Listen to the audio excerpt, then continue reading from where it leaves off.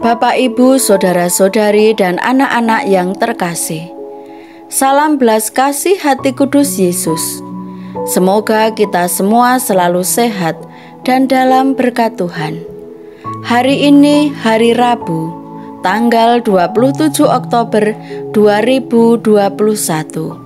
Marilah kita berdoa, mendengarkan sabda Tuhan dan merenungkannya, serta meresapkan dalam hidup kita. Marilah kita membuat tanda kemenangan Kristus. Dalam nama Bapa dan Putra dan Roh Kudus. Amin. Inilah Injil suci menurut Lukas, bab 13 ayat 22 sampai 30. Dimuliakanlah Tuhan. Dalam perjalanannya ke Yerusalem, Yesus berjalan keliling dari kota ke kota dan dari desa ke desa sambil mengajar dan meneruskan perjalanannya ke Yerusalem. Dan ada seorang yang berkata kepadanya, "Tuhan, sedikit sajakah orang yang diselamatkan?" Jawab Yesus kepada orang-orang di situ, "Berjuanglah untuk masuk melalui pintu yang sesak itu. Sebab aku berkata kepadamu, banyak orang akan berusaha untuk masuk, tetapi tidak akan dapat. Jika tuan rumah telah bangkit dan telah menutup pintu, kamu akan berdiri di luar dan mengetok-ngetok pintu sambil berkata, 'Tuan, bukakanlah kami pintu.' Dan ia akan menjawab dan berkata kepadamu, 'Aku tidak tahu dari mana kamu datang.' Maka kamu akan berkata, 'Kami telah makan dan minum di hadapanmu, dan engkau telah mengajar di jalan-jalan kota kami.' Tetapi ia akan berkata kepadamu, 'Aku tidak tahu dari mana kamu datang. Enyahlah dari hadapanku, hai kamu sekalian yang melakukan kejahatan.' Di sanalah akan terdapat ratap dan kertak gigi, apabila kamu akan melihat Abraham, Ishak dan Yakub dan semua nabi di dalam kerajaan Allah. Tetapi kamu sendiri dicampakkan keluar, dan orang akan datang dari timur dan barat, dan dari utara dan selatan, dan mereka akan duduk makan di dalam kerajaan Allah. Dan sesungguhnya ada orang yang terakhir yang akan menjadi orang yang terdahulu, dan ada orang yang terdahulu yang akan menjadi orang yang terakhir." Demikianlah sabda Tuhan. Terpujilah Kristus. Bapak, Ibu, saudara-saudari, dan anak-anak yang terkasih, bacaan Injil hari ini mengisahkan tentang Tuhan Yesus dalam perjalanan menuju ke Yerusalem. Di tengah perjalanan, ada seorang yang berkata, "Tuhan, sedikit sajakah orang yang diselamatkan?" Yesus menjawab pertanyaan orang itu dengan mengatakan, "Berjuanglah untuk masuk melalui pintu yang sesak itu. Banyak orang akan berusaha untuk masuk, tetapi tidak akan dapat." Yesus hendak mengingatkan mereka supaya sebelum mengalami Paskahnya, mereka sudah menyatakan kesungguhan untuk bertobat. Tuhan begitu luar biasa. Ia masih memberi kesempatan kepada mereka untuk bisa bertobat.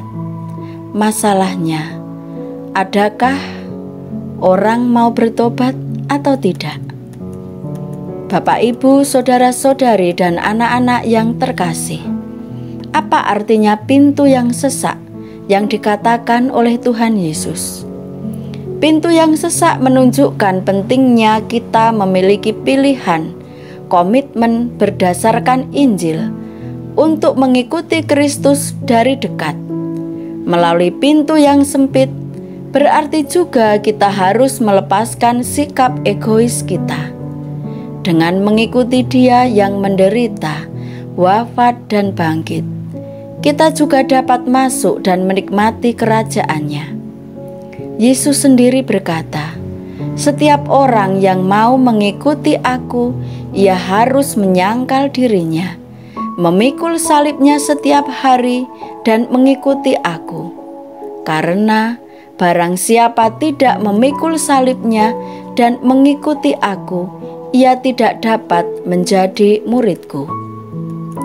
Dengan menggunakan kata berjuanglah, Tuhan Yesus mau mengatakan kepada kita komitmen untuk melakukan tindakan kasih dan usaha yang terus-menerus untuk ikut ambil bagian dalam mewujudkan kerajaan Allah, damai sejahtera di dunia ini dan pada akhir zaman.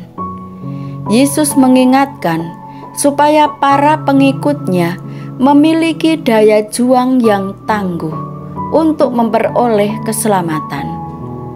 Yang harus kita lakukan adalah melayani, mengasihi, mengampuni, solider pada sesama, seperti Yesus sendiri, mewujudkan damai sejahtera di dalam keluarga, tempat kerja, dan masyarakat. Bagi para pelajar pun harus berjuang, belajar lebih tekun, jujur dan bertanggung jawab untuk meningkatkan prestasinya, menjadi lebih baik dan mewujudkan cita-citanya.